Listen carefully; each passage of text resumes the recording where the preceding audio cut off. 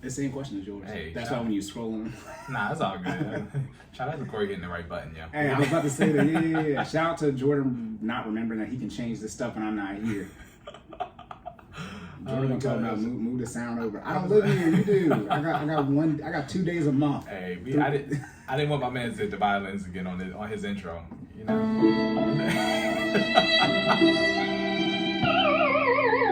Oh my goodness. All right, first finance question. Oh, this one sounds familiar. You ready?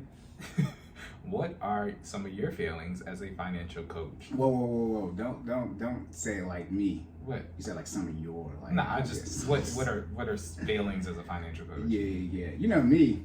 I don't mess up. I don't understand. Exactly. You answer the question just like I did. None. Next question. Pure perfectionist. Nah, well, everybody knows me. I don't believe I make mistakes. It's like no. Seriously though. Okay. First one is, it's the biggest one. Cookie cutter. Man, y'all be complaining too much for me, but you know, there are multiple routes for financial success. And so No, it's not. Do Cory's. I know I'm playing. What? I was gonna say, no, there's not. Do Cory's route, okay? Because most of y'all don't got the grit to do that. Let me stop. It's his section. But I'm sorry. No, you're good. I'm talking about slight deviations inside of the plan. So most people don't know what to do for a financial plan. So you're making one and they say they don't want to do it. It's like, okay. But starting out, you sort of said this before, talking about like y'all want to see Cory's budget. Like y'all think I'd be like strict telling y'all like what y'all should do. That's watered down versus what I like do for myself. And so starting out, that's how it was. I said, look, y'all, don't spend no money. It was my phrase. I said, wake up, go to work, come home. Yeah. That was my phrase. And then when Trump became president, I said, definitely wake up, go to work. And I can attest as being client zero. That was how I was. Yeah. Patient zero. Yeah. Yeah. And so, like I said, that's what I do. Like, you want to know, like, what I do on my budget, y'all? Like, straight up, I will $0 on a lifestyle. I will zero it out. I'll spend no money. Literally. I remember asking him to do stuff, and he was like, "Nah, like I don't got no money in the budget for the next 2 months." So he asked. I missed the engagement. The proposal. Yeah. Because now that I know, that's one of the failings too. My ignorance starting out. I had the money, but that I didn't know I had the money then, and I was like, bro, I can't drive up here because my gas budget was my biggest thing to my snowball at the time. Right. I'm like, bro, I can't. It's $30. It's not. It wouldn't have mattered at all. But it's like that $30. I gotta pay the toll, right? Then all the wear and tear is gonna be done fast. Look, when you broke and you start realizing that you broke, you start counting everything you do. So that's the first thing. Cause I'm like, that's what I tell people to do though. Not do nothing first, and then obviously like, okay, I'm not gonna do that, Cory. And then I obviously have added slight deviations to that, and then unfortunately, like in the beginning, some time was wasted because there was no like other option, like for myself that I was giving other people. It was like option A or no option B, right? Plan B is to see plan A out. so unfortunately, keep doing the first one. Yeah. So unfortunately, that happened, and so a positive thing now is time is going. Time. It's been a little over 3 years. But as I've gained more information, I'm like, okay, that's why. That in all honesty, that's where the mental makeup aspect came into play, and understanding how money is more behavior than it is actual execution, and it's way more emotional than unfortunately it should be since it's all math, but it's highly emotional. So it's like, okay, what can you do? Like, and that's like, what can you actually do versus me telling you this will work from a financial standpoint, and that you don't have to go to Chipotle, like you're choosing to. But then y'all be wanting to do that because all this other stuff. I'm like, all right, whatever, fine, you can do that. But then what I'm not giving on, I never will, is you got to accept this new timeline. Mm-hmm. That's when y'all see the tone come into play. Stupid. That's when y'all see the tone come into play. Stupid. I'm not going to do it again. Maybe I should. But that's when y'all see the tone come into play for that, because it's like, all right, fine. You're saying you have these particular goals, and you're also saying that you're financially illiterate and you need me to help you on both of those fields. So it's like, boom, I got you. But then you want to take the route that takes longer, but since you're financially illiterate, you don't see the things that are coming down in the pipeline, which is my job, obviously, to educate you on that. but it's like you're making you're making my life harder from a coaching standpoint, but not in real life. I'm gonna be good if you get foreclosed on. So it's like, you know, you're gonna eat just looking back in hindsight, and I'm sorry. No, you good. So again, being patient there, I think I recommend everybody do a minimum of 90 days of actual, like, locking in. Yeah, locking in. Scorched earth, as Dave Ramsey calls it. Exam intensity. You really should, because then as Cory said, it'll help you realize, like, okay, one, you don't need half of the things that's in it. Whatever, you know, like, again, I know we talk about this all the time. I had a column of just it was what, like $2,400-$2,500 worth of just random nonsense. It was crazy. You know what I mean? And so you lock in and you're like, yeah, I really didn't need those things, and I don't know why. Then you kind of get like on yourself a little bit, because you're like, dang, y'all really was out here spending reckless. And so then you, as Cory said, there is some leeway, right? But you need to understand what no leeway looks like, right? So then you are able to give yourself grace. When I say grace, small pieces of grace as you grow and proceed, right? But 90 days at least. Yeah. I mean, look, like, this is what, you know, shout out to, you know, Gary Vee. I got the internet timestamps. You know, I posted my debt payoff journey. I did not do anything. I was in 2 weddings. Both of the weddings were destination weddings. We went to the strip club. I went to the strip club like 2-3 times, and I was paying off. He definitely did. And they were great times, because I was present. I went to the strip club at least twice. One of the weddings was in Puerto Rico. Like, so I'm not sitting here saying, like, do nothing, but also, too, I put in the work to do that. The last normal summer of our lives, which would be 2019 for all of us alive right now due to the pandemic, I worked every day in June and July. Yeah. I worked 80-hour weeks. I worked Saturday and Sunday every day. That's how y'all see my ability to get the $11K in 3 months to pay off my mom's Parent Plus loans. That's because I gave up that summer. And also, now, obviously, I didn't know it would have been that summer. But it's like, now, y'all didn't have $11,000 to spend in 2 months.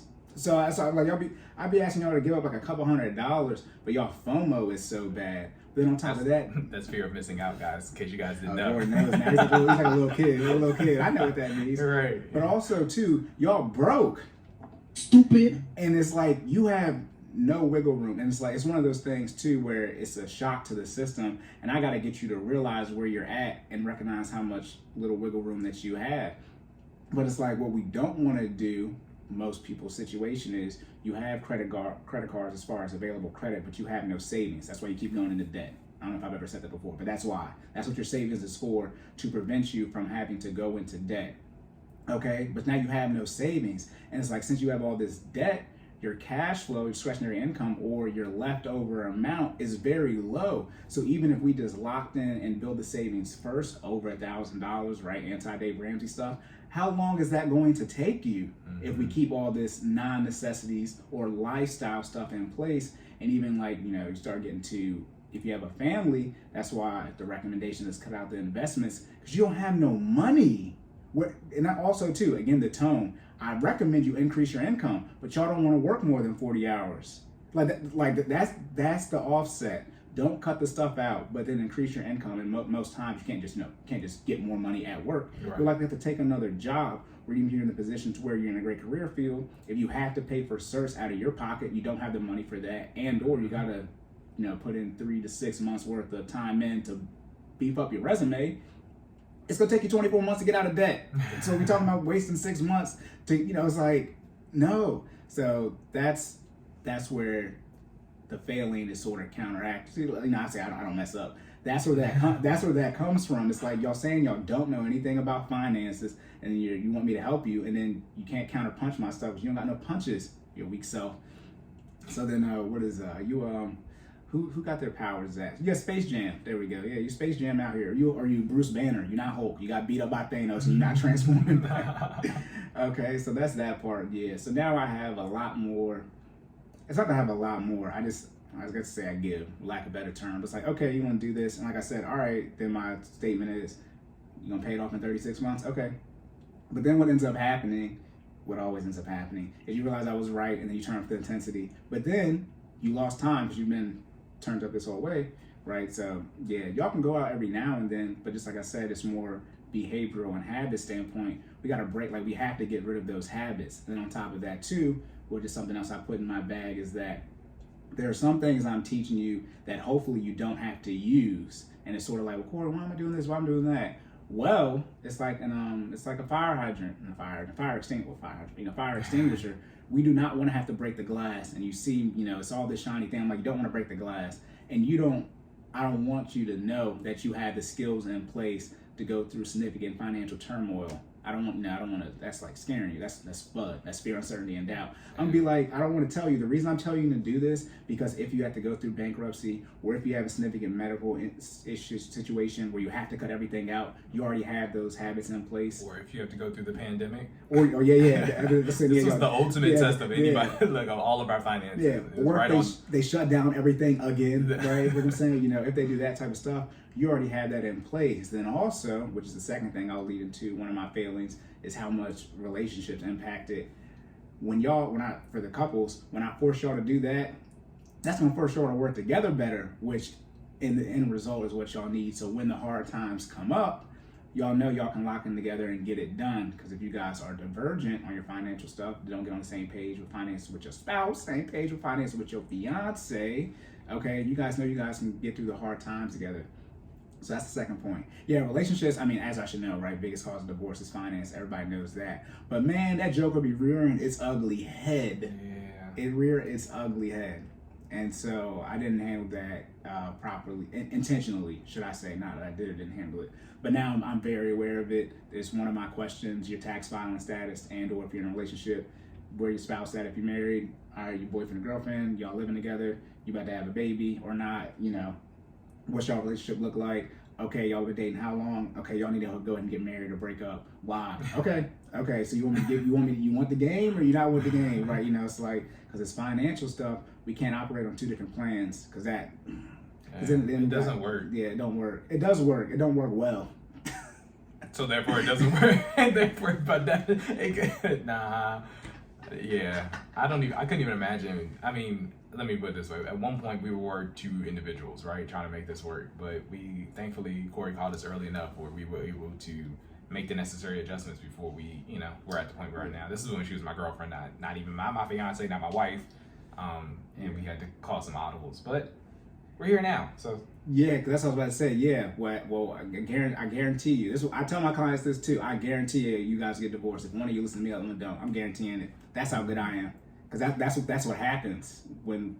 Because you're gonna argue a lot. Now, some people will thug it out and stay in the marriage, but if you guys can't get on the same page with finances, it's like, no. So I don't work with married people. And let me be very clear. When I say argue, it's not even like arguing in a bad way. It's going to be a necessary discussion that you need to have about finances, where one of you is going to have an educated opinion about what you need to do, and the other one is going to be, not as educated, right? They just out here living their best life, and that's going to happen frequently because one of you now has knowledge and the other one doesn't. Right. You know what I mean? Yeah.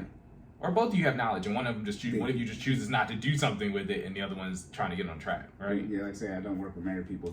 Y'all both don't have to be there. I always say the spouse that doesn't want to come, I can see them quarterly, because the free spirit not going to want to show up. And I understand it's going to be too much nerd stuff with me and the other person who's like, we'll talk money.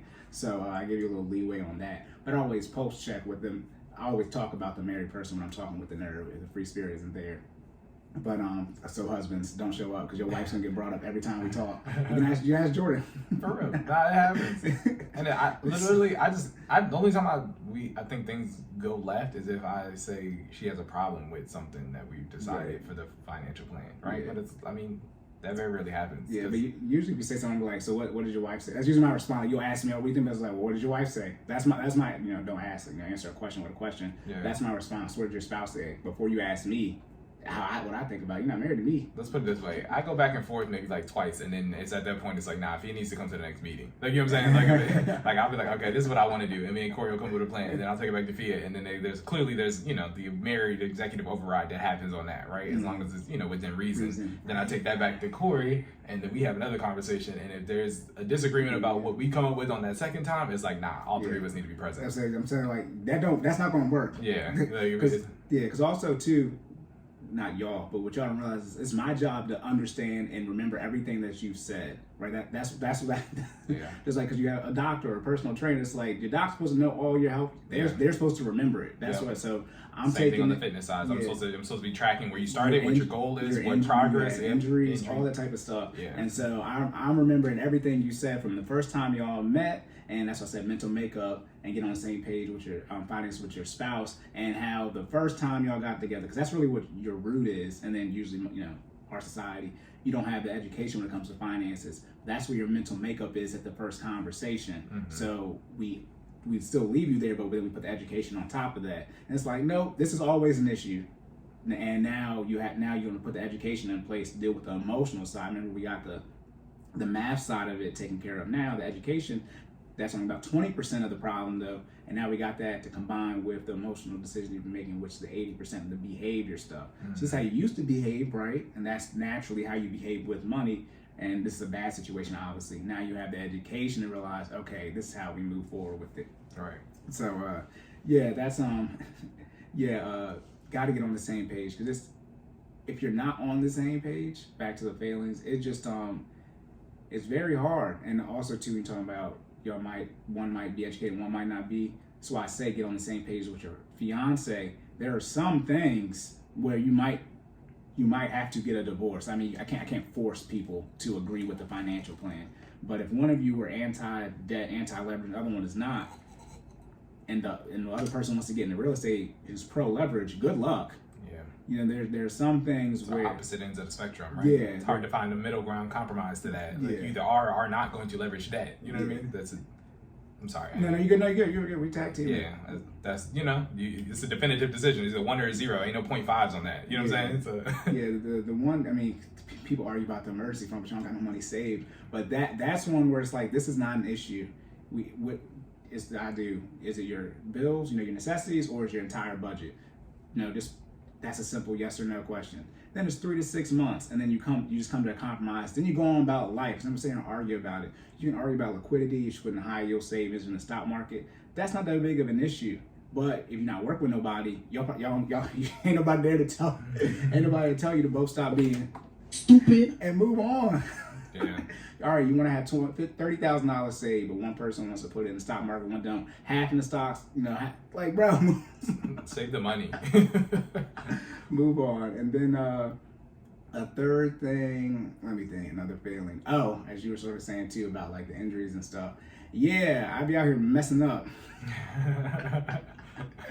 Failing myself. No, one of the things, because like we said before, but all the exercises are relatively the same. I gotta know all my clients are all doing different things essentially, like all on a budget, working, but I got all different spectrums, so I gotta know a lot of stuff. And then so that ends up impacting me personally, because I'd be like, oh crap, what am I supposed to do, like with my bank account? And so I have all these different ideas in my head for my clients, and then I'm like, oh wait, what is Cory Covenant supposed to do with his money? And so that has caused, as Jordan said, his injuries, that has caused me to lose to over $10,000. Because I'd be like, wait, that wasn't my plan. And so now the good thing is, obviously, I can help my client. Right. I take that L for them. Trying to take no more. Okay, but as far as relative to how much money that was to me. But I'm trying not to take any more. But yeah, like, dang, I messed up. I'm like, oh, they're gonna be mad. Not they're gonna be mad, but that I did something personally that if my clients would have done, I'm like, you don't do this at all. Like it wasn't even okay. That makes sense. It was a no. And so remembering, because there's so much stuff to remember. That's what I'm talking about, having notes and anything to brain dump all your ideas in. It was an investment mistake I made. So my investment document has a whole bunch of exclamation points, and inside of there it's like, I don't make an investment decision now unless I've been thinking about it for 1 to 6 months, and all these type of things I have in place to make sure I don't do it again. It's like, what is it, your pre-entry strategy? It's an exit strategy, but exit strategy is known. I came on here and said you need an enter strategy. That's why. That's why. So there are things, when I make mistakes, I was not gonna be done, but the debt mistake's not gonna happen. So I can start checking things off. I'm locked in from a budgeting standpoint, so I don't go crazy on the lifestyle. So it's really the investment stuff. Those are just L's you take here or there, learning how to do the investment stuff. So I recommend y'all lock in so you can teach your kids this stuff and then gotta wait till they grown. Other issue too, y'all making decisions where your kids don't have student loan debt, but you are bitching about student loan debt yourself. That's the other reason too. That's why you gotta lock in, because we gotta put this money away for your kids, because you mad you gotta make these sacrifices. I'm like, yeah, well, so your, all right. And then like some of this stuff, it'll come full circle. I know y'all gonna get counterpunched to oblivion. Yeah, to see this ESA and 520, how much money we gotta put in. That's why that is literally why you can't go out, because that go out money, those couple $100, it's less than $200. You can put $2,000, y'all, a year into an ESA. That's $166, I think, a year, or maybe it's $1,850. It's less than $200 though, and some of y'all go out to eat budgets is $2, $3, $4, $5, and if you got, obviously that's per kid. So then if you double up that's. I will say, from people who aren't on budgets, I mean, you first of all get on. If this is episode 29, and you're not on a budget, all right. That's okay. First time listening. Okay. You're the only exception. Look, the rest of y'all get on a budget. But I will say, you don't realize until you lock in how much those little things add up. Like food. Going out to eat, yes. Food. And I'm not even talking about like the food that you have to have. I'm talking about the external, the restaurant budget, right? That number was astronomical when we first started. I like literally we had to like sit down and be like, what are we doing? You know what I mean? Like, it was more than our groceries at one point. When we first started. That's my disclaimer. When we first started. Okay? Something's not y'all, but all of y'all. And it's like, what do y'all do? Yeah. Like, how do y'all not realize it's a problem? Like, you should realize that you cannot afford a Chipotle bowl every day. Like, you can't. For two. Like, you can't do it. Like, it's not supposed to happen. Okay. 30, average month got 30 days, you know what I mean? A minimum is 28. If you eat, a Chipotle bowl is about $8, $9? Yeah, so you get two, it's $20. That's okay. Inflation is probably more than that now. Right. It's 25. 20 times 28. That's just Chipotle. Like, somebody I'll eat out multiple times a day. Like, what are we doing? Then we not even gonna talk about your health. Anyways, this ain't that section. But yeah. So saying all that to say, like Cory was saying, literally 20 times 28 is 560. Y'all literally be that, and that's it. Like, that's right. it. Then you add in like the expensive, they talking about the GTA Factory type stuff, the bars. Oh my god, y'all. Yeah, it's crazy. Shots are ridiculous. First of all, y'all not even smart enough to know that if you need to get drunk, you can get drunk at home. Okay, like, everybody knows that, but then you get drunk and don't do it. Yeah. What I don't get is the pre-gaming and you get crazy drunk, so you shouldn't even go out, and then you just go get drunk. Again, it's like. The strategy from that is if you're going to do it, like you said, get lit enough, get to the place, and then I give what I call like not booster shots, but shots that extend my drunken state. Does that make sense? So I might get like a shot or two, but I'm not drinking. I'm not getting drunk at the bar. Like, you know what I mean? Yeah. Like, no. anyways. Yeah. Stop drinking anyway. Drink water. Like, that's budget. I just saved y'all a lot of money. Drink water. Oh my goodness. But yeah, those are three main things. Definitely having a different plan, not force people to do what I do, having other options, understand how much relationships tie in, and then definitely when I mess up, it's like, oh man. But also too, I mean, then I get the mess up experience, and I get this is my research. This is what I did. Okay, and this is how I did it, and don't do it that way. It could save you some money in the long run. Also too, accepting the different viewpoints. A little bearish on the debt over here. I get the debt stuff. Also too, respectfully, I can do the quick math real quick. Like, we got comp sci degrees, so obviously we have to be some type of intelligent. But I mean, we do. But it's like, yeah, I get some of the stuff, that paying off the house like we talked about, or instead investing the difference, all that. But then I'm like, okay, you don't have to do it, but you can't. That's the thing. You ain't got no money invested. You're gonna come to me and talk about you're gonna invest the difference for your mortgage, and it's like, but you ain't never invested before. Also, too, the post-tax investing is different than the pre-tax. You don't get that. You don't get your 401k credit for investing. You're not doing that because that money not hitting your account. You never get to touch it. When you got to invest, do the mortgage difference. That money in your bank account, and you already go out to eat too much and go on vacation. So you about. But y'all talking about investing and y'all don't own nothing. Y'all peoples don't own nothing. Your peoples don't own nothing. Be the first person to own something. Like, for me, it just, again, personal preference. It's just easier. I don't want to say easier, but if I had to think about owning the house versus, learning on the learning curve that comes with investing, right? It's like, it's easier for me to just pay the joint off on the 15-year. And then, don't get me wrong, not that I'm not going to learn about investing, because I am. But if I had to choose between the two, like, you know what I mean? I'll pay the well, house off faster. The 30 and 15-year difference is a lot. It's more money than most people are investing in their 401k. Like, that's the money people are talking about paying it off fast. Gotcha. That's a percentage wise. That is a lot of money for most people. So, yep, that's it. The lock and loaded. Jordan, do you want to tell everybody how much you failed again? No, do you remember? Yeah.